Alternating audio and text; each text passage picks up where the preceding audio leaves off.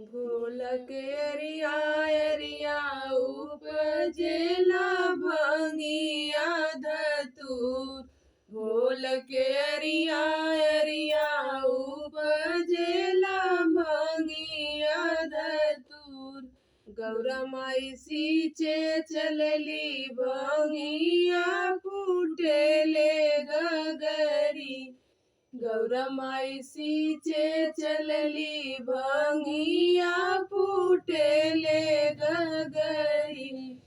भोले बाबा कहे हमारी गौरा हो पगली। भोले बाबा कहे हमारी गौरा हो पगली। हे भोले नाई हर मेरा हाली बाबा के दुलरी। हे भोला नाई हर मेरा हाली अम्मा के दुलरी।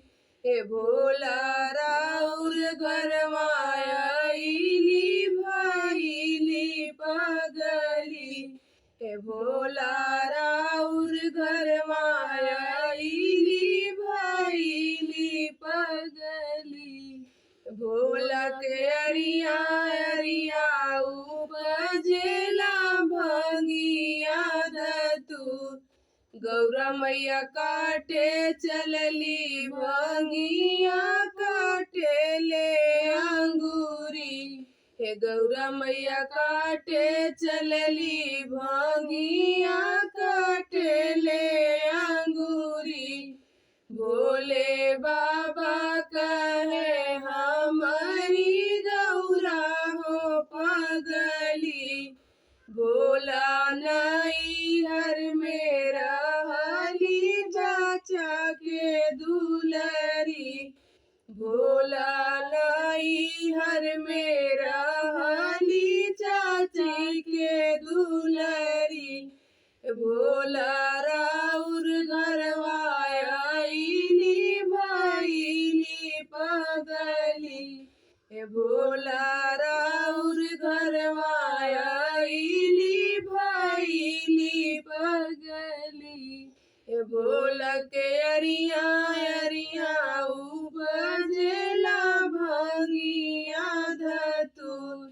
गौरा माई पीसे चलली भंगिया कुचाइले अंगूरी। गौरा मैया पीसे चलली भंगिया कुचाइले अंगूरी। भोले बाबा कहे हमारी गौरा हो पगली। हे भोला नाई हर मेरा हाली भैया के दुलरी। हे भोला नाई हर मेरा हाली बहना के दुलरी। हे भोला राउर घरवायली भइली पगली। हे भोला राउर घरवायली भइली पगली। हे भोला के अरिया अरिया उपजेला भंगिया धतूर। हे भोला के अरिया